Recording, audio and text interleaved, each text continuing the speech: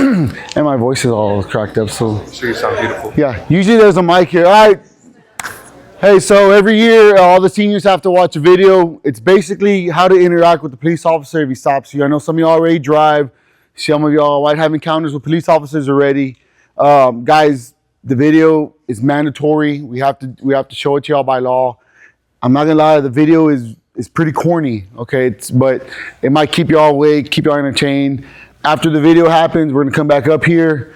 If you have any questions, we'll answer them for y'all. We're gonna give y'all kind of some pointers, some do's and don'ts from this side of, I guess, the traffic stop on the law enforcement side, and some things to help y'all along the way, okay? Like I said, try to stay awake as much as y'all can. If you have any questions, think about them, ask us. We're gonna answer them the best we can. We don't know everything, but we'll try to give you the answers, all right? So you can start the video.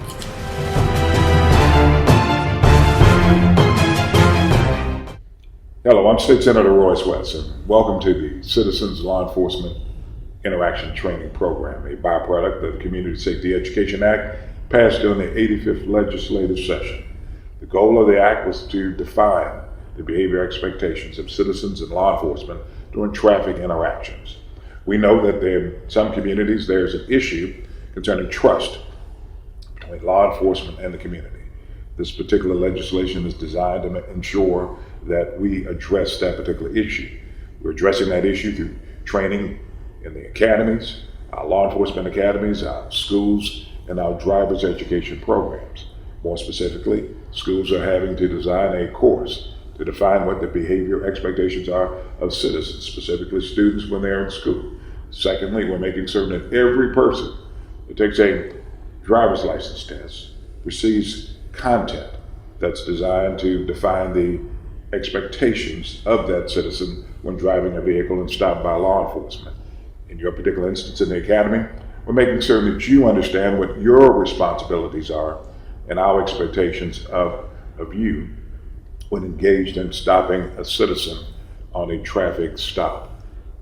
This content is designed specifically to make certain that the trust factor between law enforcement and citizens is stronger than ever.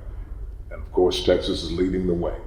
I want to thank you for being a part of law enforcement, for choosing law enforcement as a career, and more specifically, making certain that you internalize this particular content and use it in your everyday practice. Thank you very much. Okay, please go faster because I am running late. I will not. I'm going as fast as I can. Please, just go through the light. Just don't let that light turn red. Okay, fine.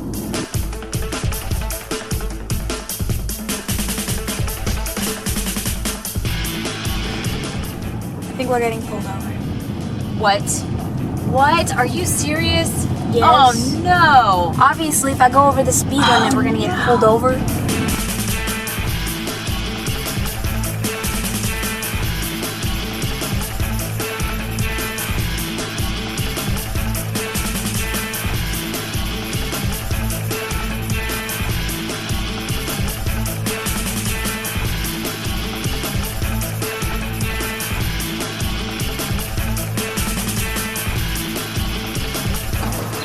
Passenger, put your hands on the dash. Passenger, Ma'am, passenger, put your hands on the dashboard. Thank you. They said I Driver, put your hands on the steering wheel. My name is Deputy Larry Hatch, Travis County Precinct 1. The reason why I stopped you is speeding 45 and 35. You have a driver's license, proof of insurance, ma'am? Thank you. Sit tight for a second, I'll be right back with you.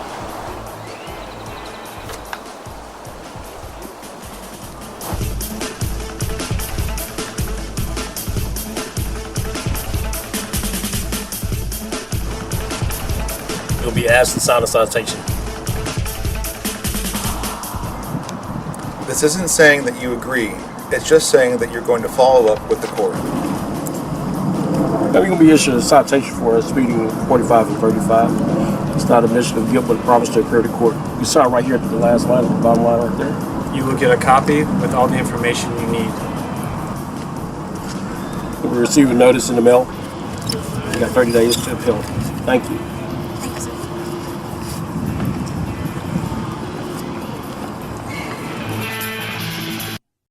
Hello, I'm Dr. Penn. The video you just watched is intended to show you what not to do when you're stopped by a police officer. But what is the right thing to do? How should you as a citizen handle the situation?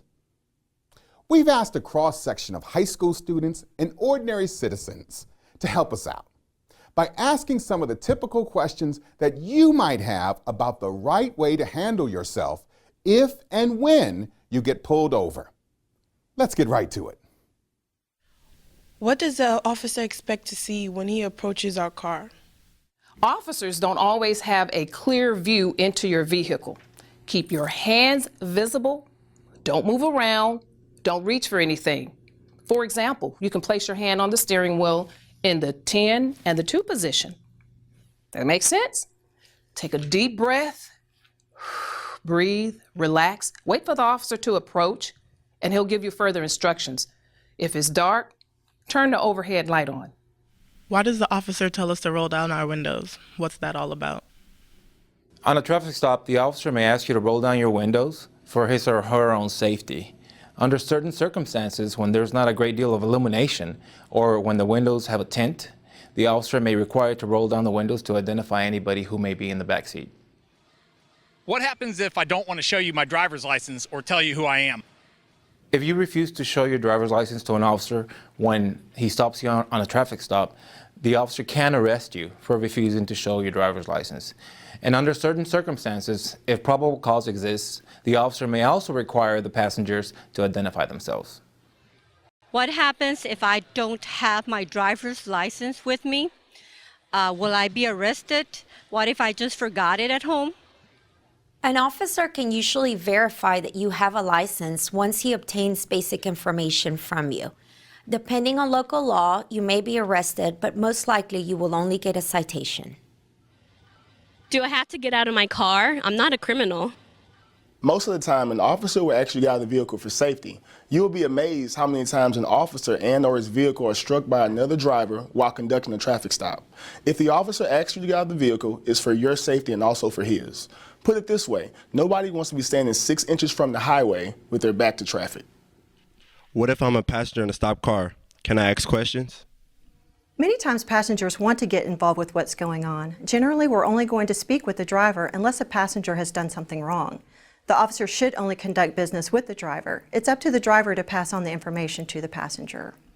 Is forgetting to use my signal or going a few miles over the speed limit really a big deal? Traffic law is all about everyone's safety. Most of the time, officers look for traffic violations in areas where there have been accidents, citizen complaints about traffic, or areas known to be dangerous like construction zones, narrow streets, hills, blind curves, that sort of thing. When an officer makes a traffic stop, it is about getting people to drive safer.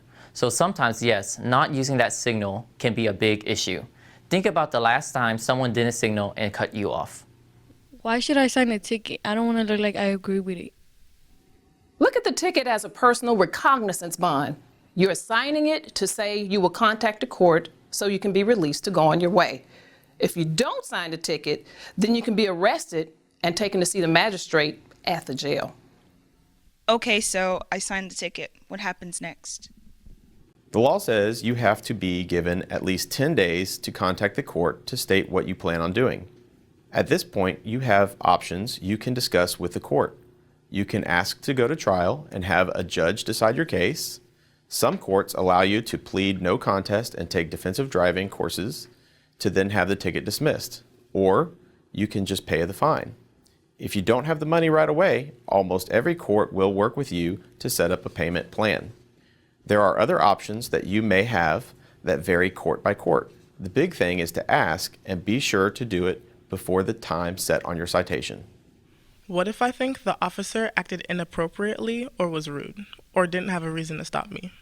Hey, if you think the officer acted inappropriately, was rude, or didn't have a reason to stop you, remember, you can take it to court. A court will have the final say on whether or not you violated the law. If it's about the officer's behavior or treatment, please contact that officer's employing agency. They have investigators that will contact you, and they will thoroughly investigate the complaint. Don't forget that most officers in this state and even across the country now have either in-car cameras with audio or on body-worn cameras with audio, so that will be the beginning point of the investigation. After the department investigates your concern and complaint, they will contact you, let you know what the results were, what their findings were, and let you know what action, if any, was taken. Do I have to let an officer search me or my car? You have the right to deny a consent search of your car, and even if you say yes, you can change your mind at any time. A consent search means that the officer is asking you for permission to search your car. However, if the officer has probable cause to search, they not need consent. As far as a person, an officer can frisk a car. For example, if you are asked to get out, the officer can look inside before you get back in to see if there is a weapon within reach of the driver. So now you have a better idea of how to handle the situation. Let's wrap things up and take another look at our traffic stop and how it could have turned out better. We had pizza yesterday. Right. No hamburgers, because I don't eat red meat. That's right. Got a non-meat eater over here. What about snappy salads? Ooh, snappy salads. Yeah, talking my language now. I haven't been there in a long time. What you gonna get? Salmon on it. Yes, ma'am. Make my own half snap. Salmon. Hey, this man have brake lights on? Doesn't look like it. I didn't see brake lights on that one.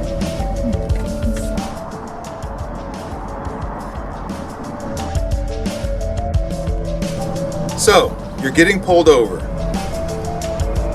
Don't panic. It happens.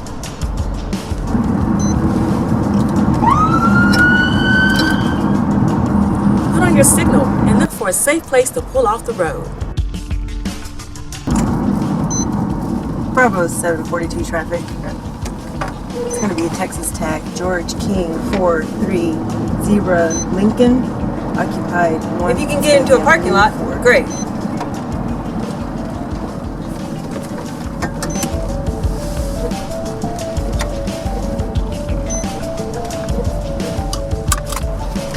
Put your car in park.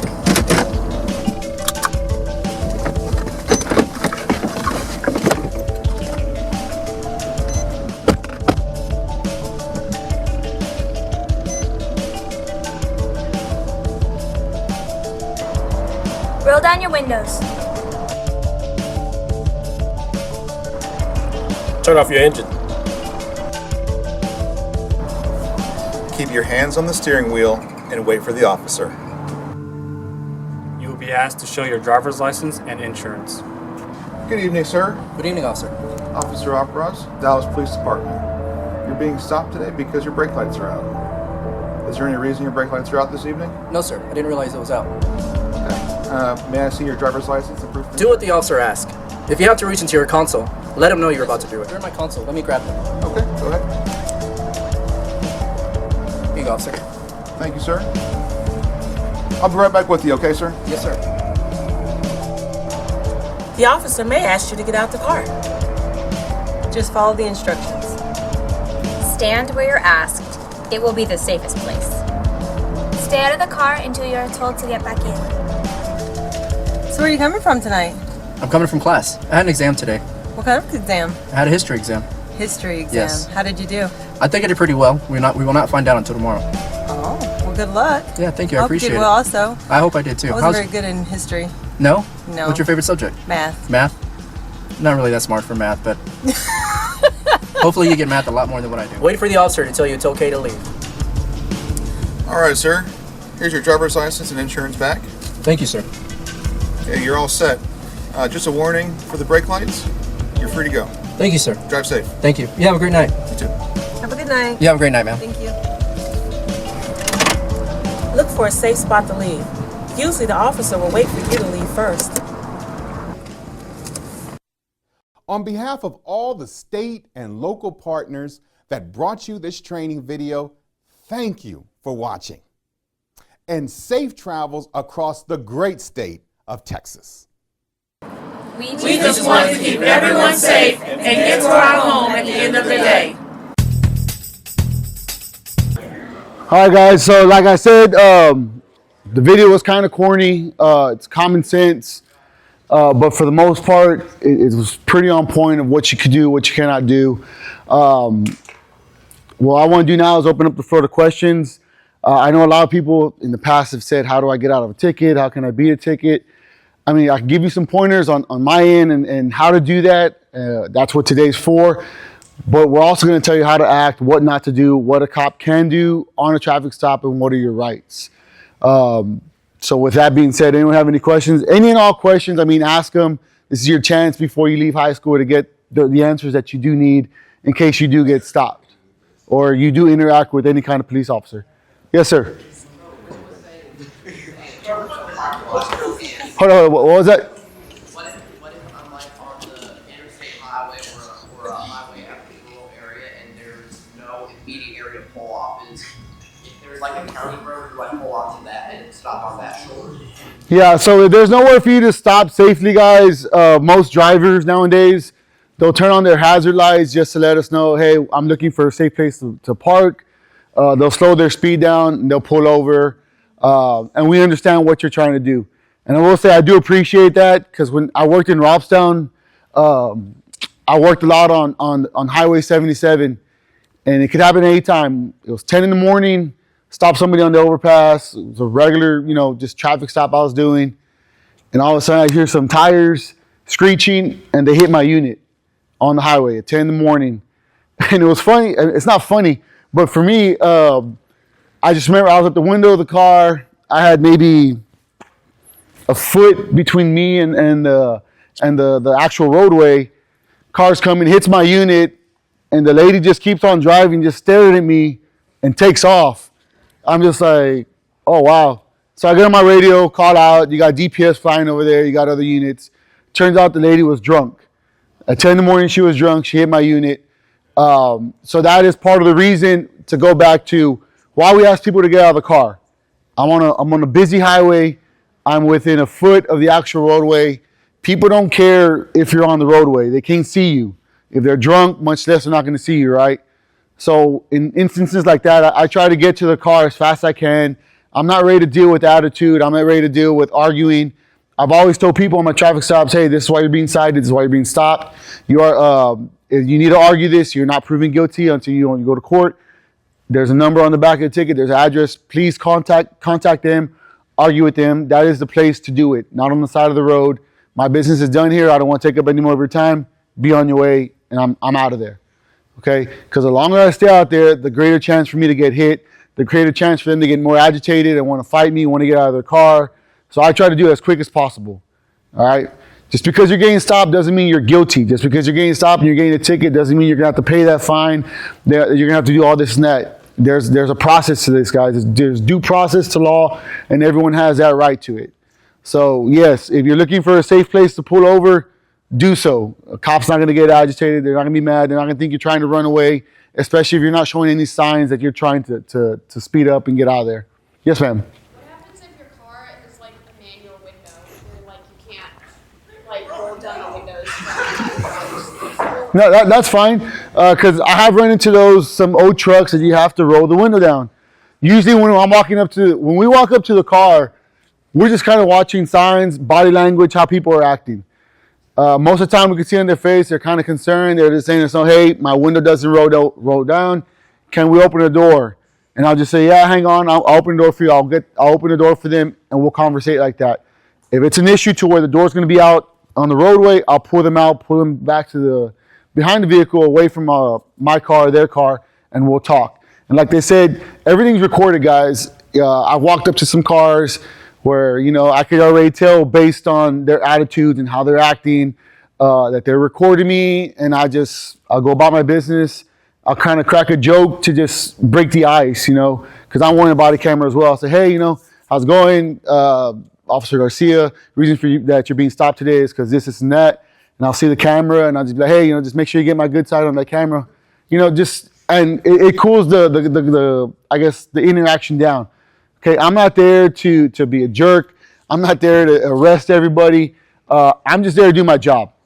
Okay, and if y'all think that we have some kind of quota to meet, that we have to write tickets, so many tickets a day, we don't. That is not our job. Everything is discretionary, guys. So we may write a ticket, we may make an arrest, but that all depends on our interaction with you. If we walk up to the car and you start being a jerk, or you're being rude, or you have some kind of attitude and you're mad at us because you knew you were speeding or you knew you did something wrong, and now you're mad at us for stopping you, you're going to kind of dictate what we're going to do on our end. Okay, most of the time, guys, these officers, they don't want to make traffic stops and have to go write tickets and do that. That's not really their job. But they do have to be a presence out there, be an enforcement, and let people know that they're out there slowing down traffic, making sure all the roadways are safe.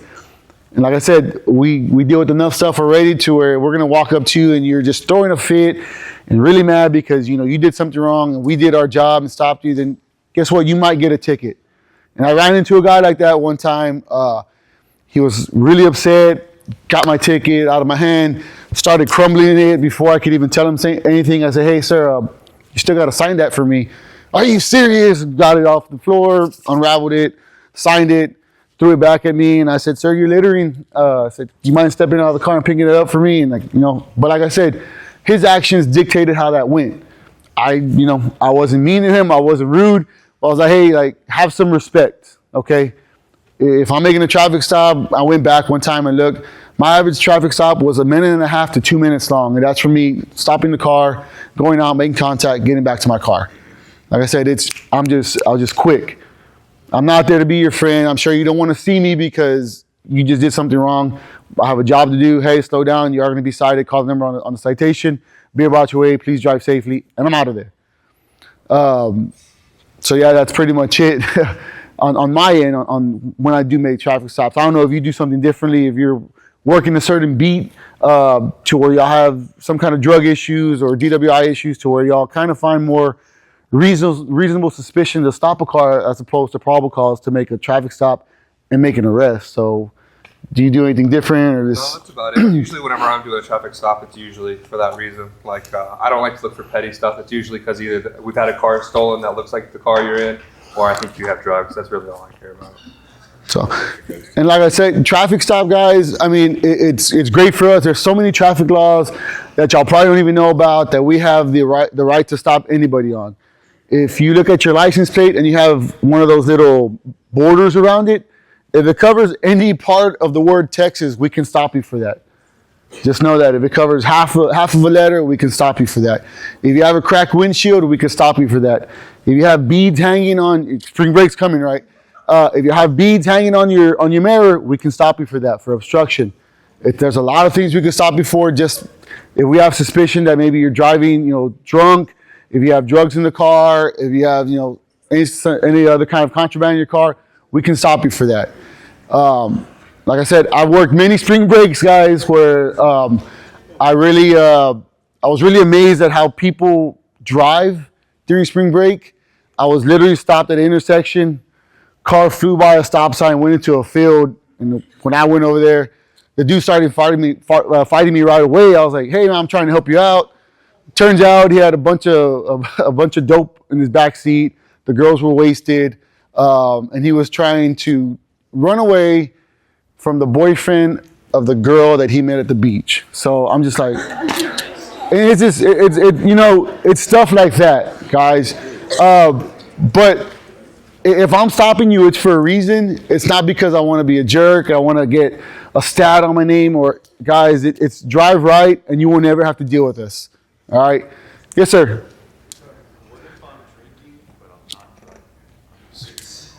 Okay, so if we stop a car and you're a passenger in the vehicle, we do not have to make contact with y'all. There's no business for us. Now, if you're underage and you're drinking, and I could tell that you are drinking, I will call your parents, tell them to come pick you up, and we'll have to get someone reasonable out there to come pick you up. At that time, you are a minor who has been drinking, so our job is to make sure we get your parents out there to come and get you. So, yes, sir. Hold up. If something is biodegradable, say like an apple core or a banana peel, is that still considered litter? No. So if it's biodegradable, you can throw it out the window because it's gonna vanish by itself. Now we're talking about bottles, glass bottles, large objects of trash. That's obviously litter. So, yes, sir. What if the cop asked me to stop for a seeking arrest? well, then you should stop resisting arrest. So, hold up. Shh. I think I remember seeing like a Mythbusters episode about this. It was like they were testing something. Hey, chill out. Okay, anyway, they were testing like if you throw a cup full of ice out the window and it hits another window, and like it can be lethal. Like it can punch through it and really hurt someone. Like, Well, so funny thing. like have you ever actually seen someone? Oh no, so I don't know about that, but the other day on the highway I was driving, car in front of me, I think it was a cat, hit a cat, slow motion, cat flew up, I'm just watching it, go straight into my windshield and flies off. I was like, it just shattered it, but my window stayed intact, windshield was good. So I think nowadays they're kind of making windshields a little bit stronger on these newer model vehicles. But it's funny you said that because now I'm driving around with the windshield that's cracked. So if you see my truck out there, that's the evidence of it. I didn't hit the cat hit me, okay? So any other questions, concerns? Guys, I'm here to take any kind of random questions. I've heard it all. I've made thousands of traffic stops in my career. I've made thousands of arrests. I've been in vehicle pursuits. No, I've never shot anybody. I know someone always asked me, I've never shot nobody, but I've tased many people. I've pulled my weapon out on people. I fought on a roof right before I came over here. Yeah, so we deal with a variety of things, guys. I know she's making the face like, what do you mean I fought on a roof? Well, it goes back to this, guys. If you're going to do drugs, if you're going to drink, and I always tell people this, I'm real honest with them, do it at your house. If you do it at your house in the privacy of your home, we can't do nothing about it. That is your prerogative. That's fine. That's how you want to live your life. I can't tell you how to live your life. But once you come outside to the public, you become a threat, we have to handle it. The guy I was dealing with, he had said he wanted to kill himself. He was high on meth. He was on a roof. My job at that point was to go up there, get him down safely because he was going to draw a crowd. Okay? I go up there, no gun belt on. I want to show, hey, I'm not a threat to you. I just want to help you out. And we're at the pinnacle of the roof, all right? I go up there and I'm like, hey, sir, go ahead and come down. I'm not going to say his name. It's like, go ahead and come down, let's go talk. As soon as I said that, he had a Bible in his hand. He throws the Bible on the floor. He said, are you ready? I was like, for what? Like, oh my. So he comes at me, right, on the roof to where he tries to tackle me. I flip him over. We rode down the roof. Luckily, there was a patio covering that we land on, okay? So then he's trying to run away again. I grab him down. He tries to pull my gun, but I didn't have it on. So he was reaching for it. And have it on. I'm trying to fight with him. I'm the only one up there. Long story short, when everyone else got there, they arrested him. They took him to the hospital. It was a bad day for him, okay? He tried to bite me. It was really weird. But guys, the funny thing is no one ever hears about that, right? But that is what I deal with. I've actually fought a guy to where I had to defend myself and break his jaw because he was trying to pull my gun. But at the end of the day, he had $4,000 in his pocket. He had black tar heroin. He had cocaine. But that's just part of the job, all right? In his pockets. And that's just what we deal with, guys. But for the most part, if you interact with a cop, you get stopped, even if you're walking as a pedestrian, if it's on a traffic stop, be cool, relax, and that's all we expect. Because the moment you start acting funny, the moment you start acting a fool, then we're just going to reciprocate that back to you and let you dictate the traffic stop at that point of what happens at the end. We don't have to make an arrest. We don't have to give tickets. But if you start acting crazy, then we're going to give a ticket or we're going to make an arrest. We can arrest you for every offense except speeding and open container. So if you don't have a driver's license, we can't arrest you for that. Plain and simple. Hang on. What's up? Warnings? Once I give you a warning, it's done. It don't even go on the record. It's done. So you get a warning, that's it, yeah. So, and most of the time, these guys like to give warnings because they don't have to follow up on a citation and the complaint and go to court for it. So, like I said, most of the time, if we stop you, it's just to be a presence, slow you down, kind of educate you on what you did wrong, and do better. So, any other questions before Ms. Vasquez comes back up? She's giving me the look, so. What's up, man? So what if you're, okay, So what if it's really dark at night and you're driving the same car as the person that you just pulled over, and then you pull me over? There's a license plate that we're gonna, associate with that car. So if we know it's not the same license plate, then we can stop you for that. Yeah, we can stop you for that. So he asked if you don't have a license plate on your car, can we stop you? Yes, we can. So, any other question? Yes, sir. So if you pulled them over, what if they had a gun that they have registration with? Okay, here's a good point. Hey, if you have a weapon in your car, I suggest that you act normal, keep your hands up. As soon as the officer comes, say, hey, I do have a weapon in the car. It's here. It's this kind of weapon. I just want you to know. At that point, if you're not, a license to carry or whatever, we'll pull you out of the car, we'll secure the weapon, and then we'll go about our business. Most time when I have dealt with people like that, I'll pull them out of the car, I'll unload the clip, put it in the back seat of the car, talk to him, let him go about his way, and that's it. But I put it in the back seat so that if he's not okay with, I guess, the outcome of the stop, it's going to take him time to reach back there. He has to go back there to kind of grab it, and I could defend myself at that point. All right. But thankfully, that never happened to me. Everyone's been pretty cool. I think it's probably because I cracked jokes at the beginning of the stop to let them know, hey, I'm not here to be a bad guy. I'm just here to do my job. So, any other questions, concerns, laws that y'all want to know about? No? Okay. So, and that's it. So, thank you for your time. Appreciate it.